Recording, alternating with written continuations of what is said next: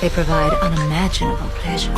Batiatus découvre que sa femme, longtemps stérile, est enfin enceinte. Il affiche une grande joie, bien qu'il sache que l'enfant n'est pas de lui. Le lendemain, le général Glaber lui rend visite. Batiatus espère obtenir son soutien, mais Glaber ne s'intéresse qu'aux avantages qu'il peut en tirer. Et la seule chose que Batiatus peut offrir, ce sont ses gladiateurs. Mais à ce moment-là, Ashur passe à l'action. Il s'approche de Naevia et adopte volontairement des gestes ambigus et intimes. Crixus, pris de rage, se précipite sur lui et le plaque au sol, le rouant de coups. Personne ne comprend pourquoi Crixus perd ainsi le contrôle et Ashur en profite pour révéler Naevia n'est pas vierge. Lucretia comprend alors que son amant préféré est en réalité avec la servante en qui elle avait le plus confiance. Furieuse, elle exige de Naevia des explications. Pourquoi l'avoir trahi? Mais Naevia répond froidement: Crixus ne t'a jamais aimé. Glaber saisit aussitôt l'occasion pour affirmer que les gladiateurs ne sont que des barbares incultes, indignes de son intérêt. Il annonce alors son intention de retourner à Rome avec Ilitia. Batiatus fait alors apporter une boîte par Ashur. À l'intérieur se trouve une main coupée de Licinia. Le couple se met à menacer Glaber. S'il refuse de les aider à obtenir une charge officielle, ils tueront Ilitia et révéleront au grand jour l'affaire de Licinia. Ilitia tente de convaincre son mari de ne pas céder, mais Glaber reste impassible. Ainsi, le couple pense toucher au sommet de sa destinée. Dans ce jeu de pouvoir et de désir, chacun avance masqué. L'amour devient une monnaie d'échange, la loyauté un mensonge.